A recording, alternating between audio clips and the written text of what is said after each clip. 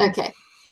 Um, let's start with the Ukraine stop the transit of Russian gas to EU. I think it's a pretty big event Mm, because this is a deal mm, that was in place for 50 years. It's a long deal, long-term deal yeah, that now Ukraine ended. Last time we talked that they were threatening to end it, but now they mm, did end it. So what is your take? yeah. I mean, there's a lot of repercussions, so we will talk about that. But what's your first impression and take on this? Well, first of all, it's a huge thing. I mean, the pipeline network that we're talking about, the one across Ukraine, was built by the Soviet Union. The Soviet Union first worked to establish this gas trade with Europe across what is now Ukraine back in the late 1960s. It goes back all that way. The gas started to flow in serious quantities in the late 1970s. It then developed extensively the 80s. It continued consistently since. And of course, it continued after Ukraine became independent. And now it's been brought to a stop. Now, why has it been brought to a stop, given that there's now a gas shortage in Europe already? Prices are increasing. I've just been informed, by the way, that my own price now. Well, it turns out that yes, the Ukrainians who receive a significant amount of money from this gas transit and who also tap into these gas into this Russian gas for their own uses. Anyway, they seem to have been told to do this by our usual friends, the Europeans, the Biden administration. They still cling on to this theory that if they can tighten up the sanctions here or there, they can. There's at the moment a renewed push to tighten the sanctions against Russia. That this is going to be the next turn of the screw. It's going to finally break the Russian economy. If you could do that, then do it. Get the Ukrainians to stop the gas. It also means that the prospect of a renewed economic relationship between Russia and Europe, that's been made even more difficult than it was. So you can understand the logic of this. It's not something I think that the Ukrainians would have done by themselves. They've clearly been urged to do it by the European Union and by the United States. And if you listen to what the European Union has been saying, they've been talking about it incessantly. They've been saying this is a very good thing, that we're perfectly able to deal with it. It's not going to have any problems on the European domestic economy, none of which, by the way, I take seriously. Yeah, and van der Leyen actually openly, with a straight face, said that the LNG from the US is cheaper than the Russian pipeline gas. So she basically Yeah, flatly lied, right? yeah. So, Yes, absolutely. Otherwise, if that were true, we would not have an energy crisis in Europe. We would not be talking about the lack of competitiveness of German industry now that they have to use LNG instead of American LNG instead of Russian pipeline gas. I mean, she's flatly lying. And it's incredible that she's allowed to do so and get away with it. I mean, if it were true, they don't need to cut the pipeline gas. Just let the market will go for the cheaper, Oh. right? Well, So, of course, absolutely. Good, very good point, by the way. I didn't think of it, but that's entirely right. yeah. And then I have some German, followers, just, Chinese German. They were telling me that they have been calling van der Leyen van der Leyen for a while. They call her van der Leyen. Yeah, So, yeah, okay. yeah. But there are few things that I was listening to some analysis, reading some in the Chinese media. That one big Mm, winner, of course, is the US. The US continue to sell LNG at a very high price, and but also mm, Turkey seems like a big winner here because now Turkey has a yeah, pipeline that is the only pipeline now can transfer gas to from Russia to Europe. Now, so far, my understanding is that Turkey has been using most of that gas from that pipeline for themselves. But now they are seems like negotiating with Russia about not just transit but resale of Russian gas, which apparently gives them more Yeah, money, and Turkey needs that money. So, what yeah. is that true that Turkey is also the winner in this deal? Absolutely, for the moment. I mean, for the unless, of course, the sanctions are extended to cover Turkey, or Uh-huh. there's an attack on the pipelines, as we saw that there was an attack with Nord Stream. There's apparently already been attempts to disrupt or damage those pipelines. It Mhm. hasn't yet succeeded. But assuming that doesn't happen, yes, that is exactly what we're going to see. There will continue to be Russian gas supplied to Europe. More of it will pass through Turk Stream and Blue Stream, which is another pipeline that exists in this area. Um, um, those gas flows will significantly increase, but it will be done through a Turkish middleman. So the price of this gas is going to be higher than it would have been if it had simply been supplied directly by Russia. It does hurt Gazprom. My understanding is the Gazprom last year did start losing money, and Yeah. this certainly will hurt Gazprom too. Now, Yes. okay, so how can Russia counter that? I guess working with China and India, is that what Russia is going to intensify? Oh, absolutely. That's exactly what they're going to do. I mean, Gazprom is going to lose some money. I mean, it's about $5 billion a year, apparently. Now, that sounds like a lot, and it is a lot. But remember, Gazprom is Russia's state-owned Hmm. gas monopoly export company. It's not the only company that produces gas in Russia. There are other private companies that produce gas in Russia, but it is by far the biggest gas producer in Russia, and it is the monopoly exporter of gas. So it can absorb these losses because Hmm. the Russian government will absorb those losses for it. But its long term prospects are through supplies of gas, first and foremost to China. And Hmm. in fact, over the last couple of days, we've heard that there's finally been an agreement about the route of Paris Siberia 2, Hmm. which is the other big pipeline to China. It's going to pass through Kazakhstan rather than through Mongolia. And apparently, it was China that objected to the Mongolian route because they feel that Mongolia is not reliable. Hmm. It's shown occasions of being too tilting towards the US. Hmm. They preferred Kazakhstan, and the Russians have gone forward with that. So it's going to be built, and it's going to be built through Kazakhstan. China is going to become Russia's biggest importer of natural gas. Eventually, India will also become a big Hmm. importer of Russian national gas, but that is going to take at least a decade to happen. Hmm. Whereas China will become a major importer much more quickly. And the other thing that Gazprom is going to do is going to step up its own exports of LNG. Okay, yeah, that's what I read too. Okay, Yeah, and then these kind of things they always connected to each other, right? So yeah, one thing Turkey is doing now is that it put in 1.4 billion or some huge amount of money to the area close to Syria where the Kurds were occupying oil field. yeah, So my understanding is that area compared to the Kurdish occupied Syria area is poor within Turkey. So now Turkey, Erdogan want to put money in that area to make it the people, not moving to that part too much, mm, and therefore it has a geopolitical influence about the situation inside Syria as well, right? So yes.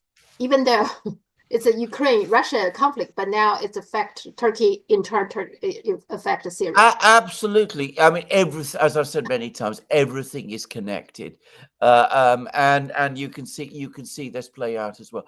By the way, just going back to Gazprom, I mean, the other thing that Gazprom is going to do is it's going to increase supplies of gas on the Russian domestic market. There's now a big program uh, to extend the domestic Russian gas network.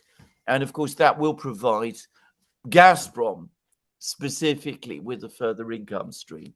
But no, that going back to Turkey, that is exactly what's going to happen. You're going to see what you're going to see altogether is Turkey is going to become the main hub of supplies of pipeline gas to Europe. It's going to try to develop the eastern fields in Syria, the oil fields there, eventually gain control of them.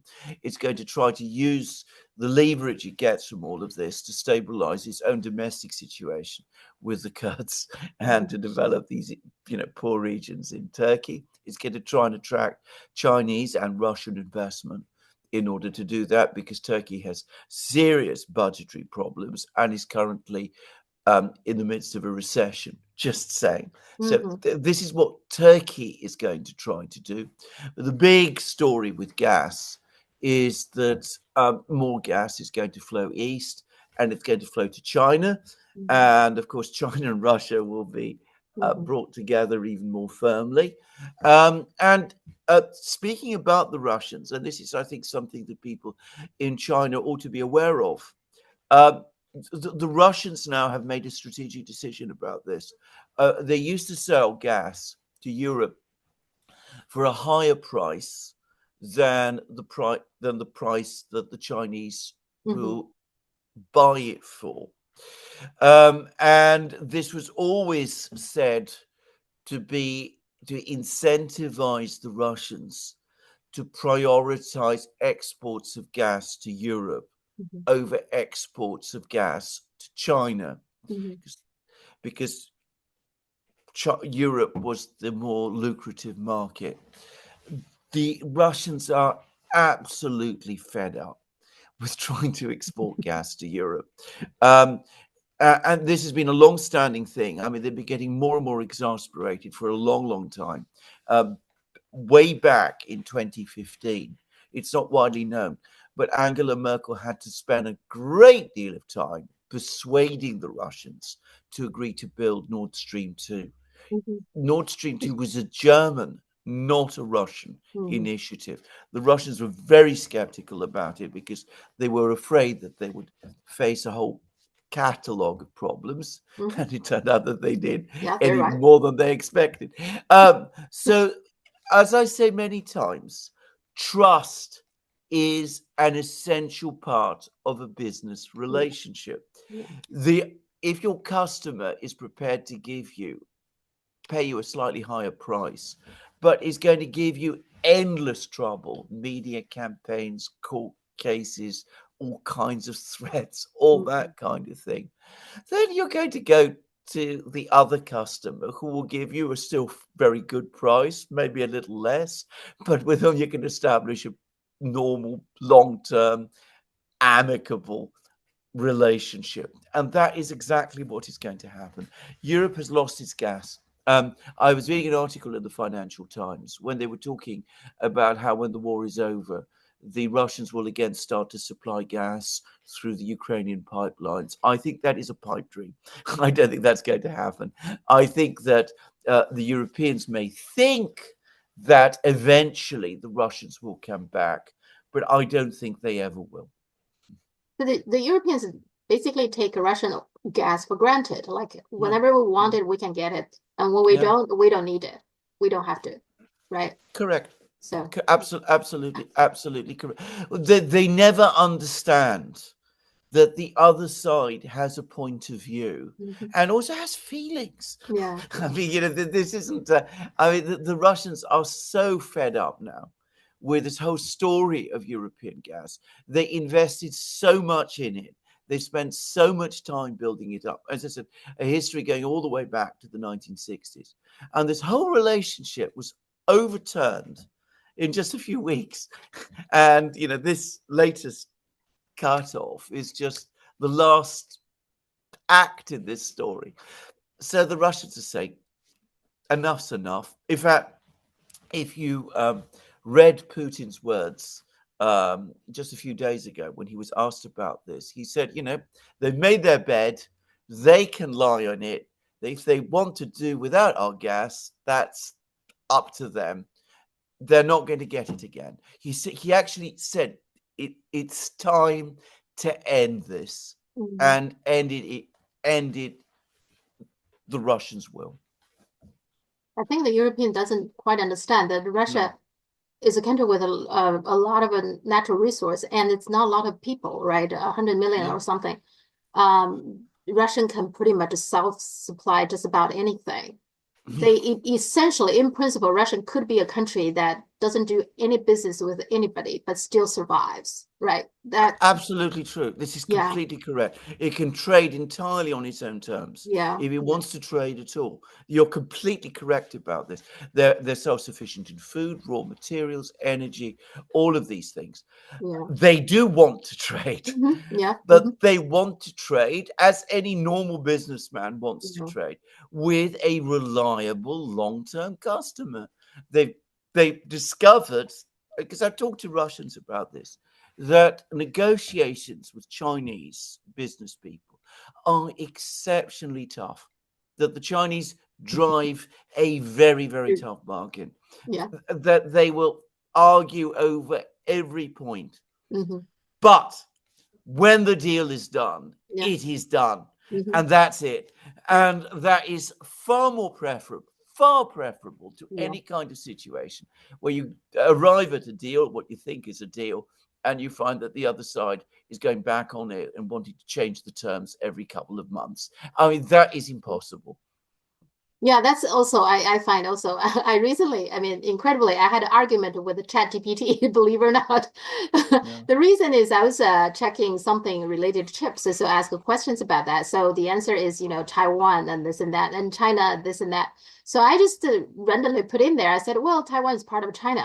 And Chat GPT, of course, based on all the official US narratives, Mm. giving me all kinds of answers, telling me somehow it's not. But I said, well, you President Carter announced it to the whole world, saying that's part of China, Taiwan is part of China. And then ChatGPT came back telling me, yes, but, blah, blah. Wait, this is very much the US government. Yeah. You for a matter whether Taiwan is part of China, there is no middle ground. It is or No. it is not, right? There is Exactly. no middle ground. Yeah. Yeah. But somehow they can spin it in the way, yes, but. I just find it's absolutely incredible. This infuriating. Absolutely. Yeah, Absolutely. it's actually better use when you negotiate with China saying, no, no, no, we cannot give in on this. We have to continue to support an independent Republic of China or something. Yeah, correct. Not like when you already promised and then came back say, no, no, that's not what we meant. It's so Yeah, infuriating. exactly. And listen, I've heard Russians. I mean, a friend of mine, a Russian friend of mine, was actually the director of VTB, this is Russian bank in Shanghai, and so he's got direct experience of working with Chinese companies and Chinese banks, and he speaks Chinese, by the way, just to say. Mm-hmm. Um, and as I said, he was one person who described this to me, and others have done so as well. That it's not easy Mm-hmm. coming to agreements with the Chinese.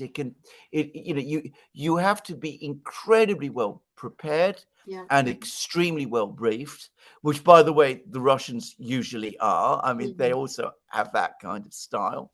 So Mm-hmm. it's often a collision of very, very strong wills. But the point is, if it's done, it's done. There's no, coming back and saying, let's talk it all over again. Let's up the price here, lower the price there. There's no legal claims. There's no anti monopoly suits. There's no media campaigns. There's nothing of that. You just go it. You can Yeah. just go forward from that moment on and do the business. And that's so much easier. That Yeah. makes life so much less complicated. Yeah. And the Russians have seen how complicated and difficult the European market is, and they're just not going to go back. The other thing I read is that countries like the Netherlands and even Greece and Italy, possibly with Mm. Poland, they actually are either already doing it or thinking of um, reselling of US LNG because they are where the LNG is landed, right? They got them on board, and then they can through their territory go Yeah, inside yeah, European Union. So countries like Hungary and Czech and Slovakia, even Austria, these countries may need to pay a transit fee yeah, or something. I don't yeah. know whether that's going on or they are planning to do it, but nonetheless, there are also ways that these countries who take in the US LNG are thinking of or are maybe making money out. Now, if that were true, what is the point of the European Union? You're absolutely correct about this, by the way. When I was in Hungary a few weeks ago, we actually spoke to the Hungarian energy minister, and he described this whole situation. He said, "Look, if there's a pipeline and the gas is coming to me through the pipeline, it is coming to me directly from the producer. Yeah, It just goes yeah, through. You pay the Ukrainians transit fees, yeah. but it's the Russians who pay the transit fees. Hmm. And that's factored into the price. I can negotiate a contract with Gazprom, and the gas arrives reliably. If I have to import LNG, and he made the point, Hungary is not doesn't have it's not on the sea. It's a Yeah, yeah, landlocked yeah. country. It has to pass through Greece, Bulgaria, Hmm. Hungary, Yeah, sorry, Romania, all of these yeah. places, each one of which is going to charge. Something. And it's not good something. And of course, it's not going to come by pipeline. Usually, it's going to come by train, Mhm. except that the railway network in that part of the world isn't very good, to say bluntly. So much of it is going to come by road, incredibly expensive. Yes. It is going to cost a country like Hungary an awful lot more. And even if they do eventually connect to Turk Stream, which they will, I mean, Mhm. that's what's ultimately going to happen. Well, of course, Erdogan is already now positioned as the middleman because No, he's going to buy. It's not going to be a case of transit fees. no. He's going Mhm. to be the actual Seller. supplier because he's going to Seller. buy the gas from the Russians to sell the gas to the Europeans. Yeah. And that also introduces a middleman. And as you absolutely said, correctly said, the whole point about the European Union was that you didn't have middlemen. You had a single market, so that you didn't have to worry about, paying middlemen to move your energy around. What all of this sanctions war is doing is it is creating complexities in the Western energy markets, Mhm. Mhm. which is ultimately increasing price. By the way, the same is true in shipping. I mean, again, I'm Yes. Greek, so I know Yes. a lot of Yeah. people in Hmm. shipping, but it's exactly the same. I mean, what they tell me is this: if you send your ship to, let's say, Karachi in Pakistan, and the ship is going to receive machinery which might ultimately be coming from China, and Hmm. that machinery is intended for a customer in, let's say, France. Hmm. But at the same time, the ship is also due to carry a cargo of soybeans. And those soybeans might ultimately come from Russia, but they might come through a third customer, because this trade sometimes goes through all kinds of middlemen. Hmm. If you, if, however, you could trace those soybeans back to Russia, Hmm. then it might discover that you're carrying in Yeah. your ship a sanctioned product, and you might end up being sanctioned yourself, or at least fined yourself. So, Mhm. of course, you can't do that. You have to, therefore, set aside costs. You have to insure against all of Mhm. this. The entire cost of shipping, as a result, is increased Mhm. to deal with this maze of problems that has now been created.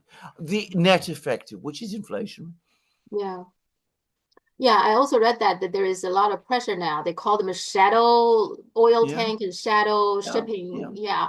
merchant. Yeah. So, Well, which, the yeah. shadow ships, what that means basically is that they're not insured in London.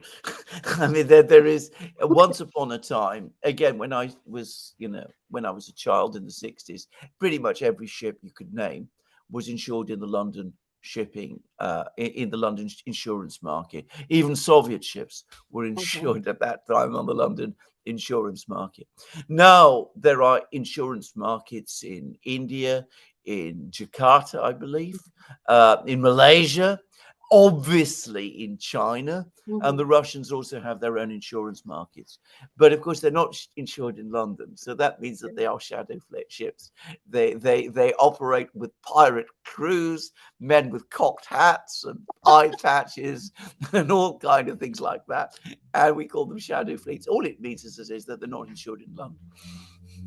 Okay, so maybe that's what they're doing. If they're not insured in London, then there's Yeah, more surveillance on the, more attention paid absolutely. to those ships. Okay. Absolutely, all the Okay. time. Okay. This is now, as it's become an absolute nightmare. Hmm. It's just complicating world trade, Yeah. and it is increasing costs. Remember, there's about 40,000 sanctions on Russia, Hmm. And which a is lot about the China. world's Yeah. Yeah. a lot on China. And they started sanctioning Indian as well. So Absolutely, yeah. it's it's just sanctioning all over the place. Okay. Mm. I mean, it must be a nightmare for Western companies, right? It's not just Yeah, for Eastern companies. It's okay. absolutely. Um, Well, just to talk about that, another good example is that Dutch company which yes. makes the lithography machines. Hmm. I mean, they Yeah. had a very, very good trade in the East. Yeah. Now, how can they can't supply their lithography Hmm. machines to the countries that make the greatest number of chips. First and foremost, China, because of course, even if they supply their less advanced lithography machines, they Hmm. could still fall foul of sanctions. Yeah.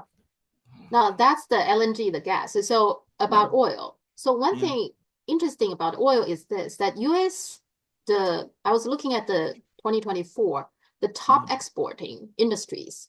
Number one is refined petroleum. Number two yeah, is crude petroleum. Number mm, three is petroleum gas. So you see, US is now a big energy exporter. mm, And if you look at the top 10, if you look at, there is a thing called organic chemical, which I think oil played a role there too. mm, And the pharmaceuticals, again, oil products, right? mm, So oil, and of course gas, LNG we just talked about, but oil is very, very important now yeah, for the US. US from a importer of oil mm, now is an exporter, and they are top exporting industries, which probably explains this whole thing, right? Because where mm, are oil produced? Well, US clearly, and the yeah, Middle East, Russia. And yeah, where do we have unrest, wars? Middle East, Russia. yeah, So now, of course, US doesn't like Venezuela and other African yeah. countries that you can see there's also color revolutions happening from time to time. But the big central place are Middle East and Russia, and that's what US is doing. So it is serving US interest to have wars in those two places, right? Absolutely true. Can I just make a further observation, which I've already made in other places, by the way, several places, which is, of Hmm. course, one of the consistent points of ridicule about Russia is that it's a commodities producer, which Uh-huh. somehow proves that it's a backward economy. It doesn't produce anything. It's a gas station masquerading as a country. What is the United States today? First and foremost, it's a commodities exporter. Interesting that nobody makes the same Mm. points about the US. But anyway, that's just a facetious point, if you like. Yeah. Let's deal with your fundamental point. You're absolutely correct. The Hmm. United States always likes to claim it's the champion of free trade. Uh-huh. It's the champion of free trade, provided it's its trade that is traded freely. Everybody else's must be obstructed in some ways. That is what are the sanctions against China about? Ultimately, they Hmm. are basically Yeah. sanctions against companies that compete with American companies, be this in um, manufactured goods, Hmm. motor vehicles, chips, social media, whatever. Mm-hmm. That's why you go after them. And about oil, of course, Mm-hmm. exactly. With Trump, by the way, again, he's absolutely straightforward about this. The Yeah. reason he Yeah. opposed Nord Stream was because he wanted Europe to buy American LNG. Mm-hmm. I mean, he was quite open about this. Um, but you're absolutely correct. The US now is a major oil exporter Mm-hmm. and it wants to push out all the competition. That's all this is. Yeah. And by the way, the top exporting the other two is chips and cars, which China is the main Yeah, competitor. So yeah, exactly. so now we see why all these Mm, geopolitical, and yeah, maybe it also explains why there are people in Washington want to align with Russia against China, but you see fundamentally Russia and the US has a conflict of interest, right? They do, correct, yeah. So correct, that's make it harder for that correct. school of thoughts. Um, Exactly. yeah. Well, Exactly. I would also quickly say, by the way, that I mean, I'm not an expert on these things, uh-huh. but people who've in the oil industry tell me also that this American oil glut won't continue for very long. America always consumes, always, whenever there's oil, Mm-hmm. its instinct is to consume even more. Mm-hmm. And because a lot of this production comes from shales, Mm-hmm. it's not sustainable in the long term. Yeah. So in about 5-10 years, we're going to start to see oil exports and gas exports from the United States start to fall. And of course, if all these sanctions remain in place, and if the gas continues to flow from Russia to China and maybe India too, well, we could see major energy problems in Europe because they're banking now, they're putting all their hopes in American LNG. And if it isn't there in Mm-hmm. the future, well, where will they be? But that's their problem. And within the US, the LNG, I mean, the gas, the fracking is very controversial. Yeah, It's hurting the environment, and it's yeah, caused from time to time earthquake. I mean, that's yeah, what it does. correct. And not to mention when the pipeline goes through different areas, there's always a protest for the people who the landowners are very angry with. I mean, Mm, not far from where I live, we had a fight about some yeah, pipelines going through to the yes, coast. yes, And so it's not as straightforward as people think no, no, it is. no. But nonetheless, in other words, it's hurting, the US interest, US people, I mean, regular people. Well, it And is. It is. yeah. It absolutely is. I mean, what it is doing is again, it's the United States eating itself in a kind of way, Uh-huh. in order to produce oil and gas at maximum volumes in the shortest possible time. Instead of conserving it, which is what it ought to do, Yeah. it is engaging in this reckless uh, development of shale fields, which Mhm. um, run down very fast. And of course, it's burning up its environment in the process. Again, even as it criticizes China Mm. for Yeah. being the Yeah. big polluter, Uh-huh. it destroys and disrupts itself. Well, here's the question though. It seems to me like if this thing continued to happen, Mm, the fight about right now, it seems like every day we hear more news about, okay, there's new technology and then new oil field being discovered, mm, etc. There is almost like an excessiveness of energy. So that the energy excessiveness could be, I mean, it is already is the root of the conflict now. Instead yeah, of oil shortage, but there's a oil excessiveness that can be the that's right. conflict, the That's tension. right. It's absolutely correct. It's an oil glut, an energy glut, and Okay. energy gluts. This is not new, by the way. I mean, Mm-hmm. energy gluts create rivalries and conflicts. I mean, just to give us a relatively well, I mean, it wasn't a minor example, but it is an example. Back in 1990, the reason Saddam Hussein marched into Kuwait was Uh-huh. because there was an oil glut at the time. He blamed Kuwait for being in part responsible for it. Mm-hmm. But he wanted to gain control of Kuwait's oil fields because he needed the funding to rebuild Iraq, as he thought. after the Iran-Iraq war, Mm. the Iran-Iraq war. Mhm. So that, I mean, that energy gluts absolutely create conflicts. That's very unfortunate because there are plenty of country needs different energy to develop, right? For country Absolutely. to develop, they need energy. Absolutely. And there Absolutely. should be enough energy to go around, but it's not. On the one hand, Uh, it's just not balanced at all, right? no, absolutely. There is no planned approach to developing energy or to using energy in a proper and Mm. systematic way. Well, there is in a few places.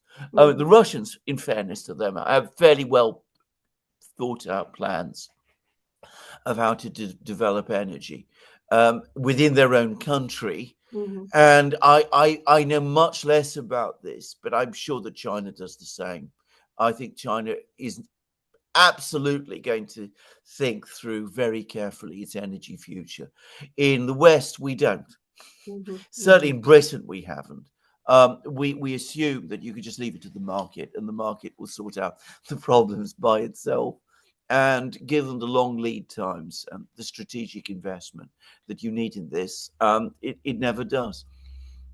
Yeah, China trying to develop a lot of renewable energy. Absolutely. So that's to be independent. And China also discovered oil field as well, but they just untap it. They Yeah. just leave it as it is. And Absolutely. And they build yeah. nuclear power stations and they do Hmm. all kinds of things of that kind. Yeah. Absolutely. Yes. And actually, I think last year the China's import of oil actually dropped to 3.1%, just to give Yeah. you an idea. So Yeah. it could be a variety of reasons, but one of which is that China is moving, towards a self-sufficient. And so, Yeah. yeah. Yeah. Um, I want to ask you a few questions about the Russiagate. I always get questions from, my Yeah. Chinese audience. Because Dorian had covered it extensively, right? So, Mm, how did the Russiagate start? yeah. This is a very, very good question. Russiagate started because Hillary Clinton and her team, whilst the US election was still underway, decided that Trump was vulnerable on connections with Russia because he'd spoken about needing some kind of a rapprochement with Putin. I mean, he gave that suggestion. So they started to spread stories that he had some kind of connection to Putin. And it gradually increased from that point going forward. Now, there are two different separate events which probably are connected to each other, but we haven't yet found the complete story of how it happened. And one is that Hillary Clinton's campaign team um, contracted through various middlemen with a former British spy, Christopher Steele, who produced a dossier Mhm. suggesting that Trump was working with the Russians in all sorts of ways to undermine Hillary Clinton and to steal the election. That dossier, it's now been established, was largely invented by Mhm. various people. It was put together. It was mostly the result of gossip. The other thread to this is that at some point in the winter of 2015, um, some kind of operation seems to have been launched in London to try to trap a young Trump, a Trump campaign official called Papadopoulos.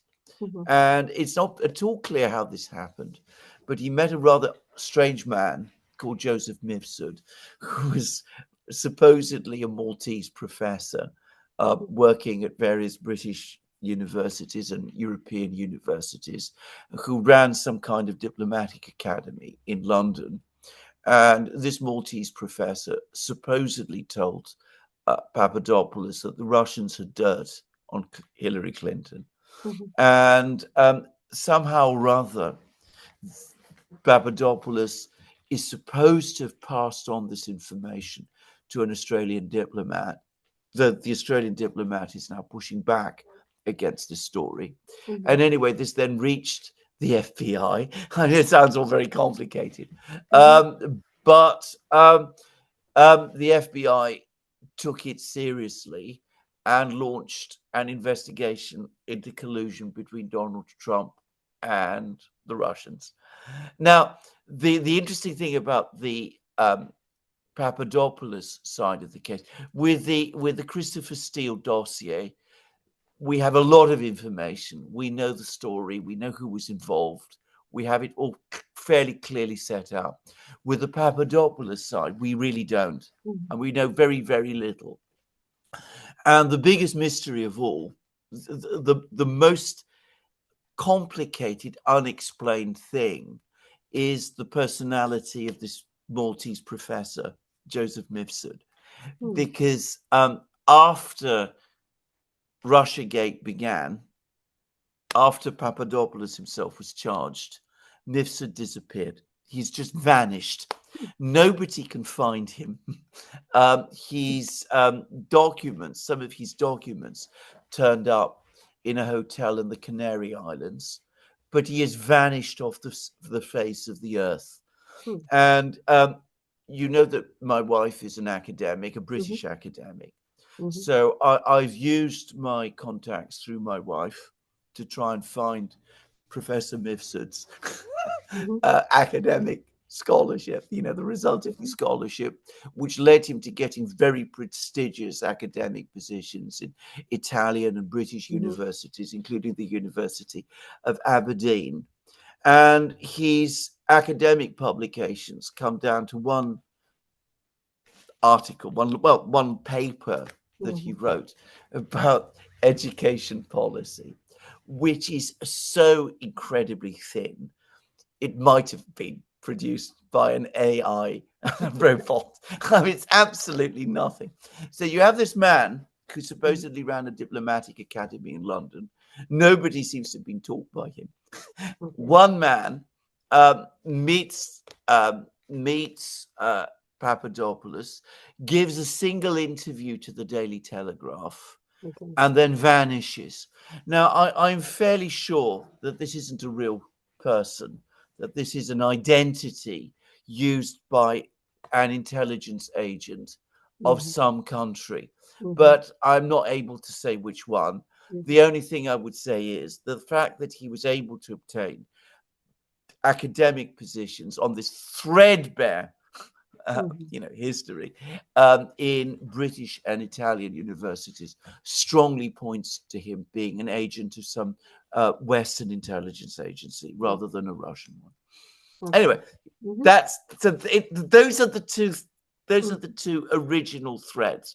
Then into the middle of this came the third thread, which was the supposed hacking of the Democratic Party's computers by some mysterious entity, which the US officially still says was, Russian military intelligence.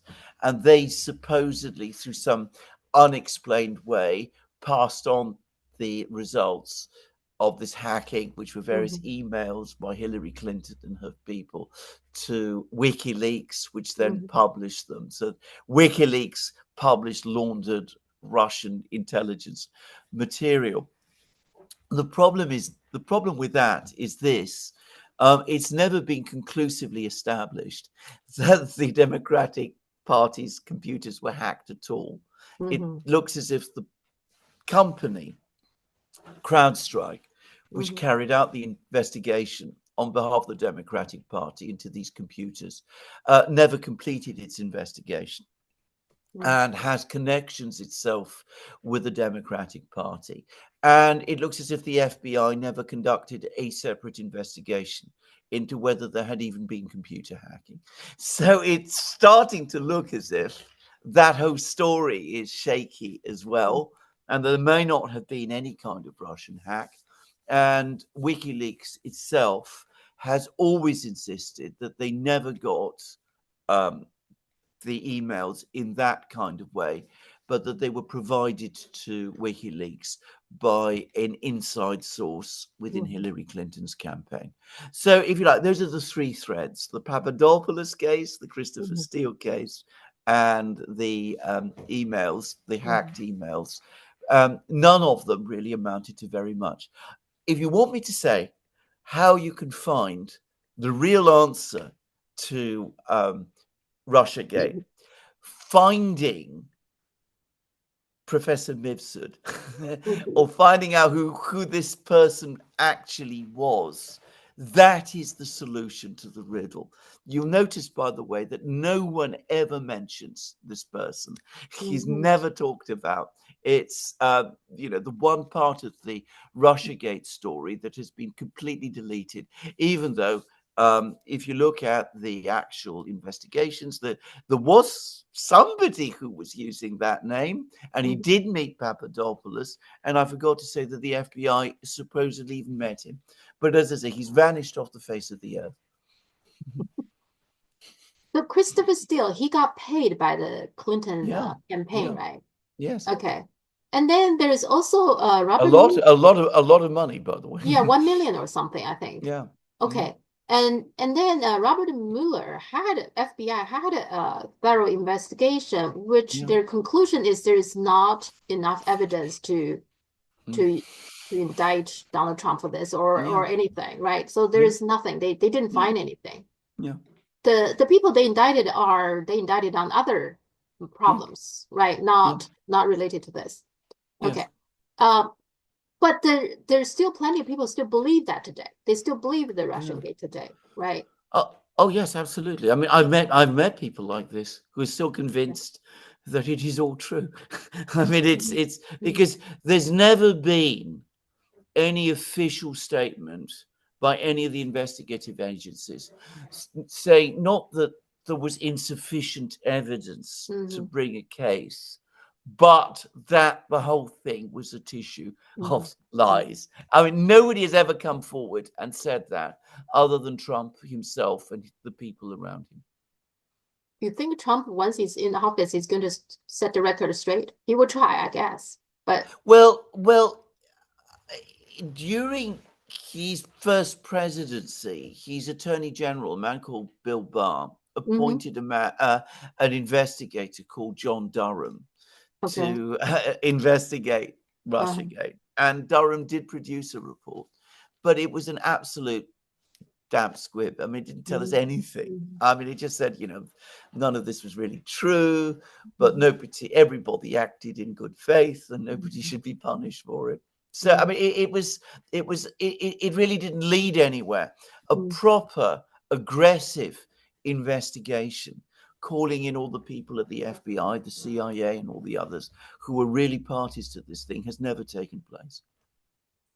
Well, Bill Barr has a lot of issues. I don't know. I mean, I read something, this guy even has some connection with Epstein, it seems like. I mean, or maybe his father wasn't his father hired Epstein at one point or something? Yeah. Yes. Anyway, the whole thing, I guess, is to put Trump in a very bad way, that it's like his win is not really legitimate, right? And at the same time, also put dirt on Russia. So make Russia look bad. So Russia is interfering with the U.S. Yes. Didn't Russia also get sanctioned because of that? Because Russia interfering the U.S. politics, right?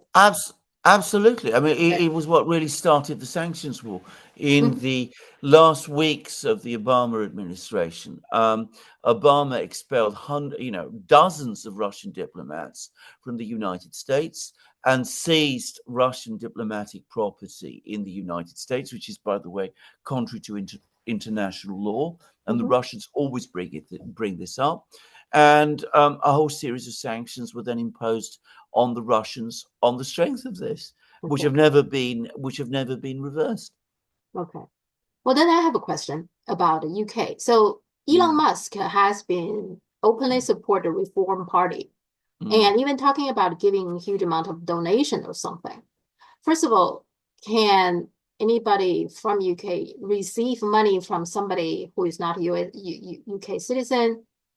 Are there any blowback to the whole Elon Musk supporting a Reform Party thing? Isn't that a clear interference? Well, it is a clear interference. Of course, the British government is perhaps not in the best position to complain about that because they interfere all the time in every place. I mean, they come along, they talk to China about Hong Kong and Xinjiang region and all sorts of other things like that. So, I mean, they're not perhaps in the strongest position to complain about it, but they are complaining about it. Now, it sounds incredible, but there are no restrictions, legal restrictions in Britain on political parties receiving donations from overseas donors. It's been talked about many times, but it's always been resisted.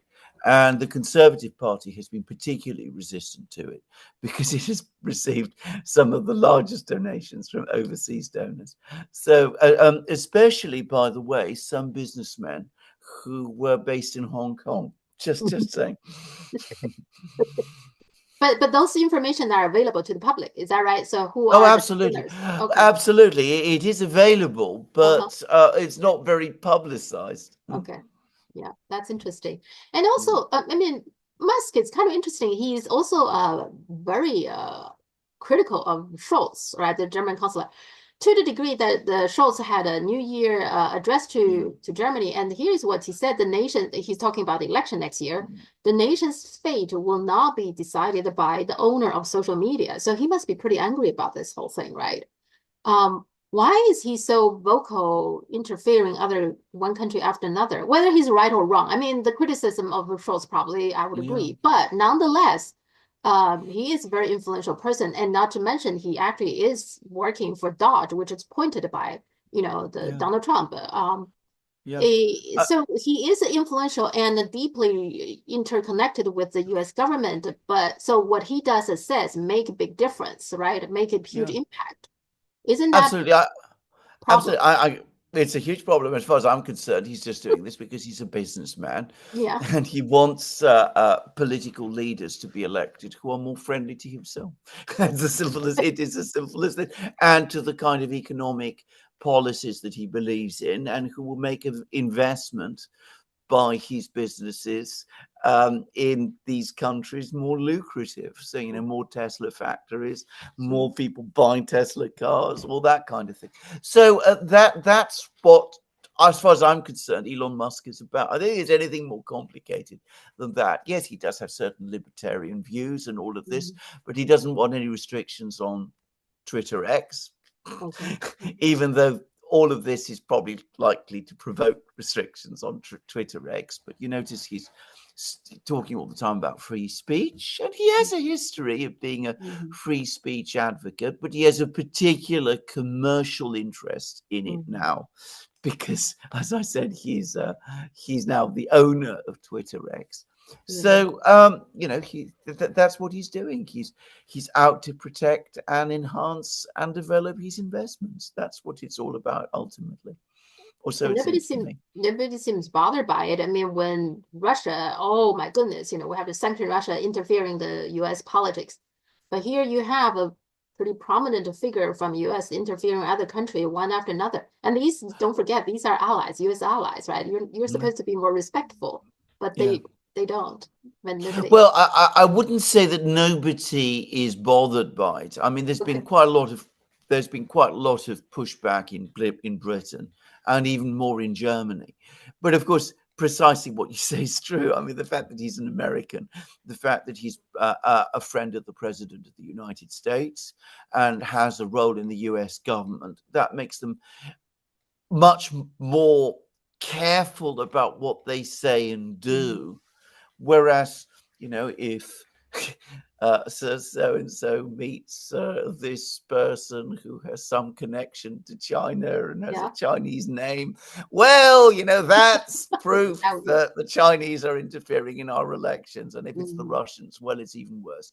So with the Russians, you can even invent it and you can still gain credibility for it. I mean, Romania is a good example. Nobody's proved that there's been no evidence provided that the Russians played any role in the Romanian election at all. But people still say it. But of course, because it's American, because Elon Musk is American, people are much more careful. Yeah, what I meant is the US media. There is no criticism of him. Oh, I mean, no, no, no. no, The right? The Americans take it absolutely for granted that they have a God-given right to interfere in everybody's affairs Yeah. everywhere and anywhere they wish. If Mm. anybody, of course, interferes in their affairs, well, that's a different matter. Yeah. But if it comes to them, well, Mm. of course they have a right to interfere. Bear in mind, I mean, um, Musk is meddling in Brazil and he's Yeah. meddling in Mexico. Uh-huh. So, Germany and Britain are just some examples.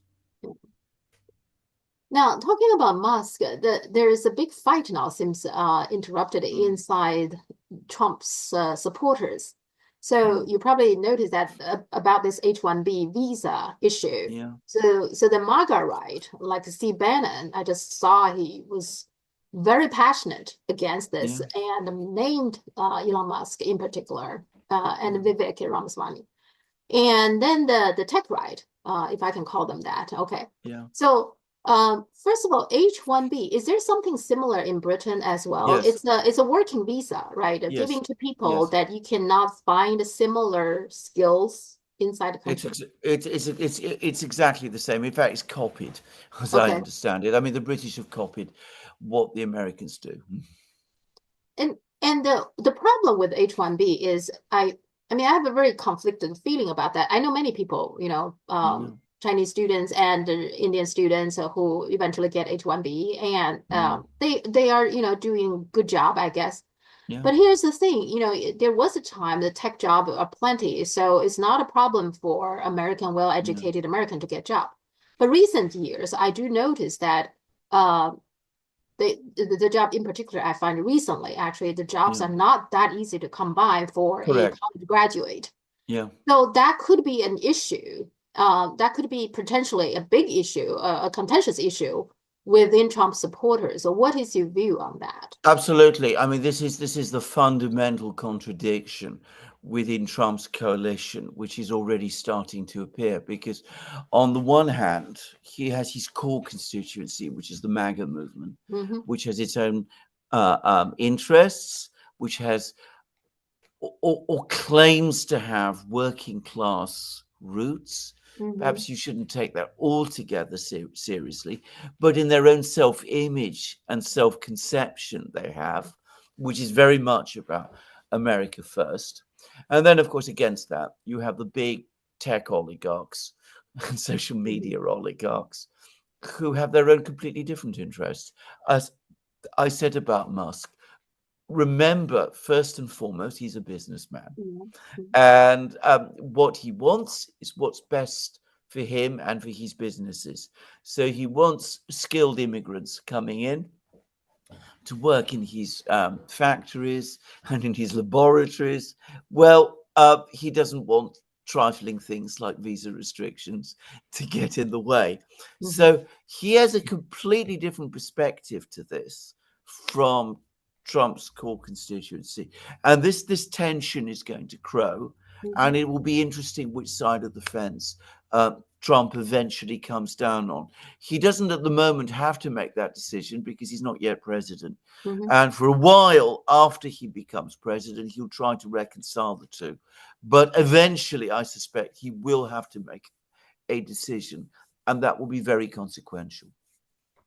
Yeah, regarding H1B, I mean, Steve Bannon, which I don't agree much with, but Mm, he does have a yeah, good point. He's saying, well, if you claim, I challenge you, Elon Musk, if you claim all the engineers that you hired from overseas using H1B are so much better than the American ones, why don't you tell us who did you fire, who did you hire? Show us some H1B people, and then tell me that you cannot find a similar qualified person within the United States. I think that's a good point. well, that's an excellent point. And the other thing that is also an excellent point is why doesn't he use some of his hundreds of billions, with which he's got so much, to actually improve the quality of American engineering Yes. skills? Yeah. I mean, Yeah. that's what China does. Hmm. Just, Yeah. just say, get yourself train some good engineers and get them good Hmm. jobs. Yeah. That would be the truly patriotic long-term thing to do. Hmm. Mm. Yeah, you're right. It's all about his commercial interest and Yeah, also control. I mean, let's face it, because your visa status and eventually applying Mm, for green card is mm, controlled by your employer. So there's so yeah. much more. You cannot, for example, strike. You cannot protest. You cannot really demand for high payment. There's a lot of things you cannot do that American workers can do. So that's so obvious, I think. So Oh, absolutely. No question. There's no question about that at all.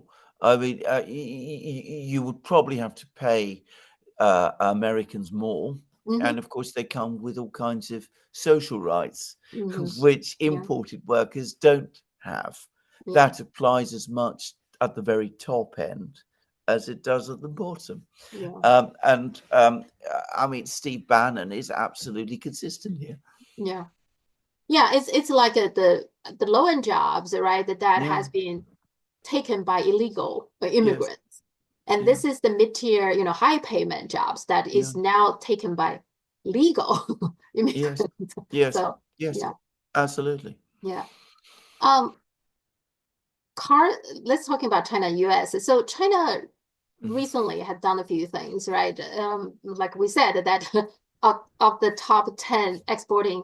So of course, Russia took a lot of them, competing with the US. And then China is the cars, the cars and the Mm. chips. So that's where Yeah. China is. But China has banned rare mineral exports like Yeah. gallium and germanium to the US. And it does seem Mm. to hurting the US, even though you don't see a lot of report about that. No. But it seems like hurting even the tech industry and the military industry for the US. Yeah. The other thing is recently, just I think last week, China also targeted 28 US defense firms for sanctions Yes. for them to. What is your take on that? I think this is entirely about military matters. Actually, Hmm. I don't think this is a commercial an attempt to obstruct or affect American, domestic industries, because Hmm. the kind of rare earths that we're talking about are not really applicable for American industries. Well, I mean, to some extent. I mean, yeah, I understand that rare earths are used in some phones and things of this kind. But I think first and foremost, the Chinese government is looking at this extremely belligerent rhetoric that we see from the administration. We discussed in a recent program how there was that Pentagon study about war with China in 2027, and Hmm. how the study said that the United States should try to avoid such a war, Hmm. even if it prepares for it. And the administration deleted the point about avoiding the war.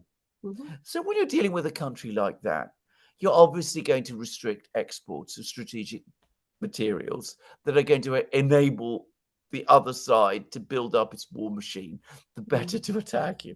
I mean, it makes complete sense. It makes obvious sense to me. Hmm. By the way, you think this Ukraine stopped the Russian gas thing? Do you think it's Biden or is it Trump who asked him to do? Certainly, the US Biden, is behind it. Biden, yeah, right? Biden did. I mean, Okay. I don't think Trump has expressed any opinions of this at all.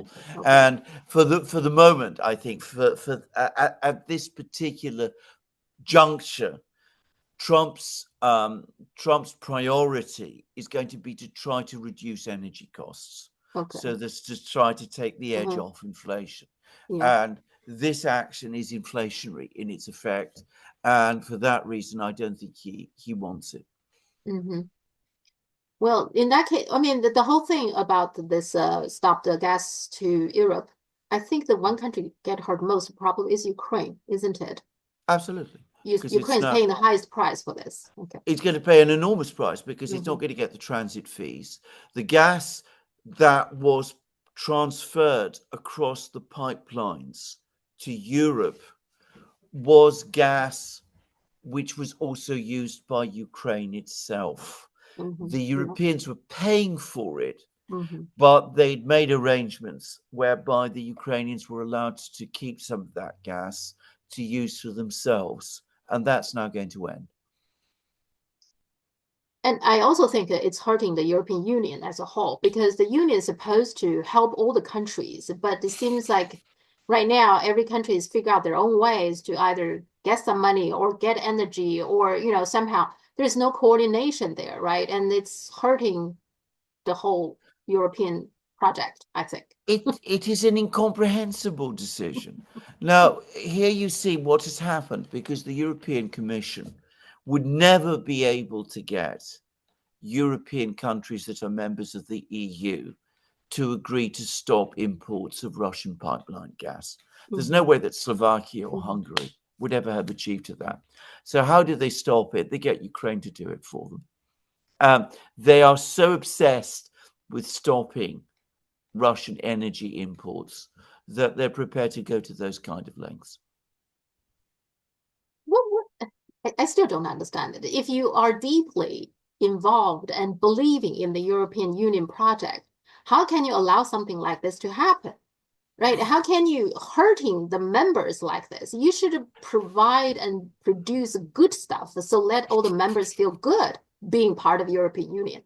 Right now, they Sofia, are getting, I don't know, screwed. I mean, what? Sofia, you're talking again like a Chinese person. If you don't mind my saying so.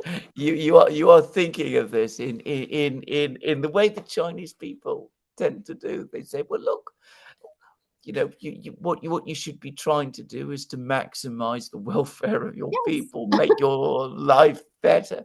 Yeah. Europeans don't think like this. I mean, some do. I think like this. You'll find all sorts of people who think like this. You ask most people in the street, they think like this.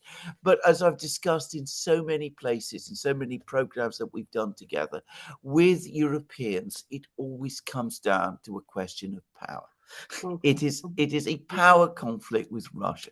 So if you're in this great geopolitical battle with the Yeah. Russians, what you're trying to do is to weaken Russia's sources of funding and put the Russians in a disadvantageous position and discipline your own bloc by preventing Hungary and Slovakia trading with the enemy and doing all of those things.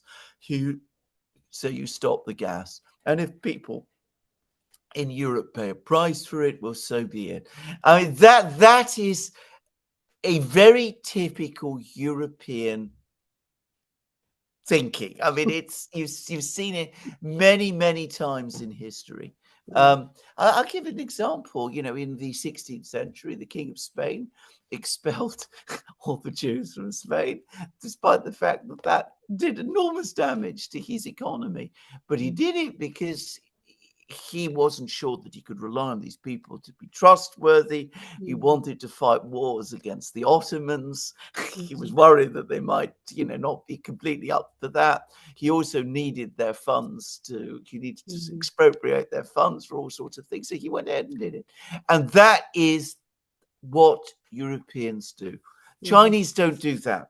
And I find that they have real difficulty understanding why Europeans do these things to themselves, why they inflict economic self-harm.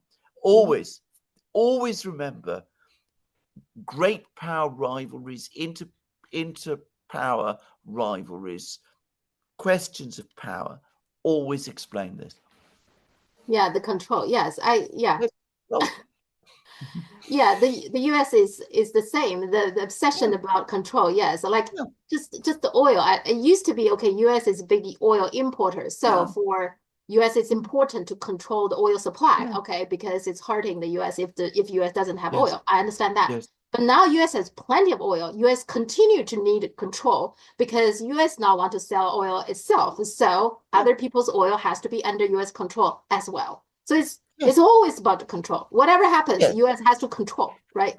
Absolutely, because as I said, control is power, and power puts you in a stronger position against your rivals.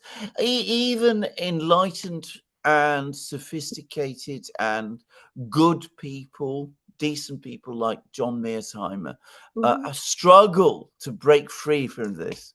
So, don't expect Ursula von der Leyen to do so. I mean, that's the way it is. I honestly think people obsession with this control, this kind of control, is a way to show, for me, in the way it's No. insecurity, that you are not comfortable if you don't control that, somehow that will hurt you. I mean, Yes. otherwise, why do you Yes. so obsessed with power, with control. Well, absolutely, absolutely. I mean, can I just say about, by the way, about I speak a lot of things about the Russians. The Russians are not. Mhm, I mean, they're still Europeans in so yeah. many respects. I mean, back in the 1950s and early 60s, when China was looking like it was going to become strong and Mhm, start rivaling the Soviet Union as the leader of the socialist world, what did the Soviets do? They imposed sanctions against China. They've regretted it ever since. They've come to understand what a catastrophic mistake that was. mhm, But mhm, again, it's you mhm. look at China, you see a rising power. You say to yourself, well, you must make sure that it remains the little brother so that we can be the big brother. Yeah, speaking of control, so South Korea. Mm. Now, there is a arrest warrant out there Yeah, to arrest yeah, their president, but he's his own presidential guard are preventing the arrest. yeah, So there's a yeah, standstill. At least until we started talking, yeah. there's a standstill still there. Again, so it's also Yoon doesn't want to give up his power. What's going to happen there? It just seems very chaotic now. It's getting very chaotic and it's getting more and more dangerous. And I do wonder how long this process can continue in this way without us getting to some kind of a smash.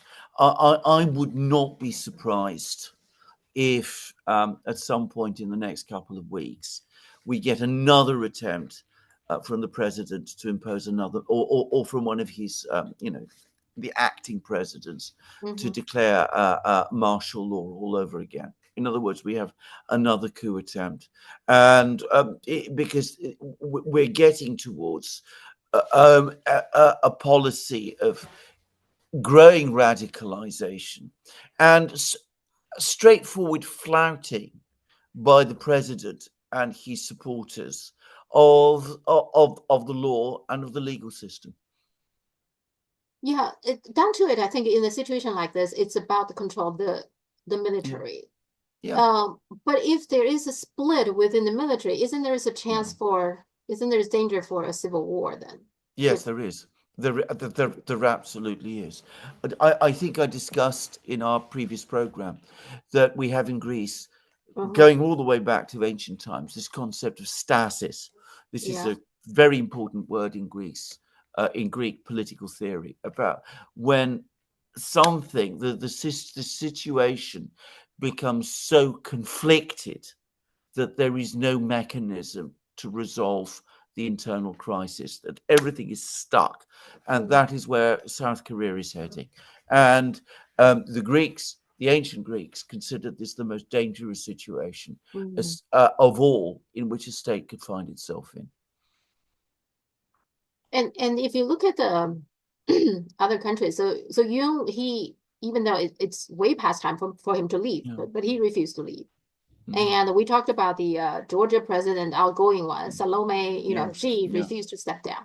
And Yeah. when Biden dropped out of the race, he should have stepped down too, right? You talk about that too. Absolutely. So there are Absolutely. Yeah. plenty of leaders out there, just when it's time to go, they refuse to go, isn't Correct. it? That is exactly correct. Even as they demand that others step down and go, they themselves refuse to go, and then they abuse um, their prerogatives to do all sorts of terrible damage, and Yeah. that's again what we see.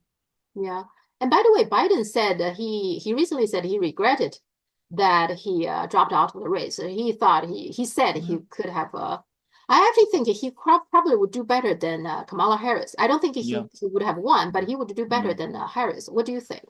Well, I think that's absolutely right because, of course, Yeah. Kamala Harris was put in an impossible position, and she Mm, wasn't a popular candidate, as we mm, discussed, and she wasn't a good campaigner either. no. So, I mean, how well or badly Biden would have done is another question, Uh-huh. but I still think he would have lost. Yeah, yeah. I actually met people, just my own inner, circle.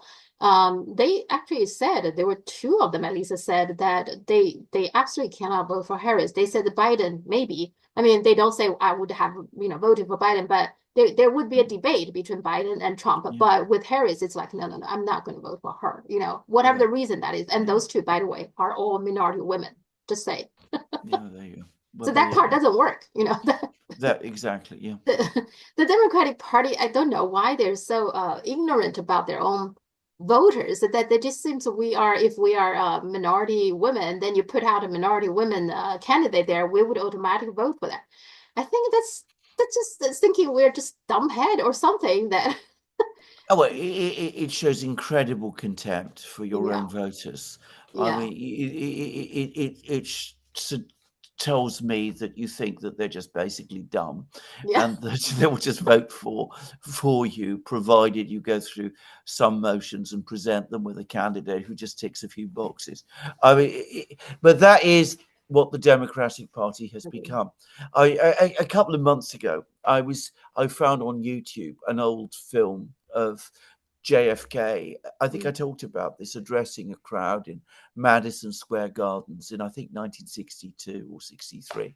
And I mean, the contrast with today's Democratic Party politician just could not be greater. um, but actually, I suspect in 2 years, when the midterm elections, that I still think that they will get some seats back. Oh, That's just yeah, yes, how the U.S. politics works. yes, Unfortunately, they're just two yes. parties, right? So They will get that. They'll yeah, probably get the House back at the very least, I'm guessing. yeah.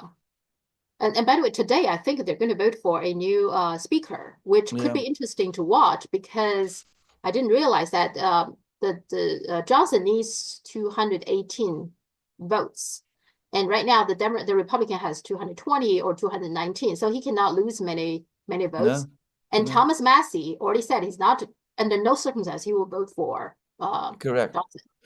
Uh, So uh, And the problem is, apparently, according to the Constitution, that unless there is an actual speaker, no, the House cannot do any business, mhm, yeah, which means that they cannot certify the votes okay, in the from the Electoral okay, College, which means that the whole election could be delayed.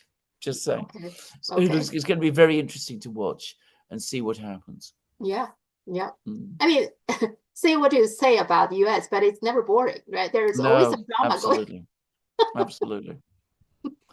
Um, Last thing, just to entertain you about this the Chinese stealth Yeah. sixth generation stealth fighter jet.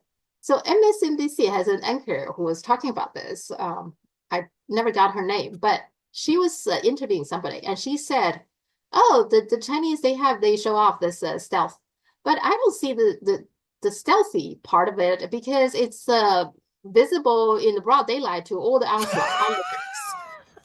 These jets, including one with reported stealth capability, wasn't really very stealthy. It was in broad daylight, clearly visible to onlookers.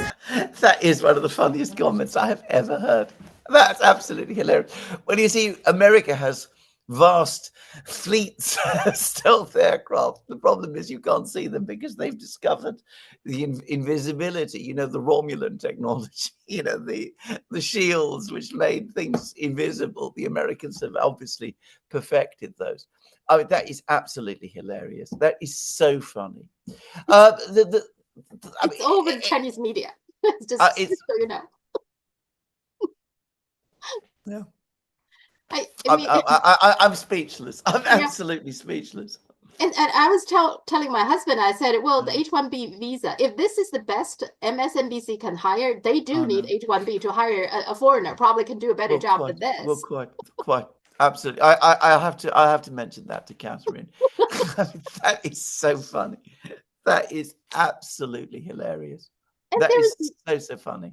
and there was nobody even talking about that, like correct her or some Mm, commentator saying this is wrong, this is MSNBC, right? Remember this influential major mm, mainstream media outlet, lots of people watching that. mm. But nobody even saying this is so embarrassing. No, just that's just what happens with your anchor. That's what they do, what they say. Yeah.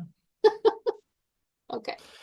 Oh goodness! I mean, I just don't know what more. I have really no comment to make about this. I mean, sometimes, there's this expression. It's beyond parody.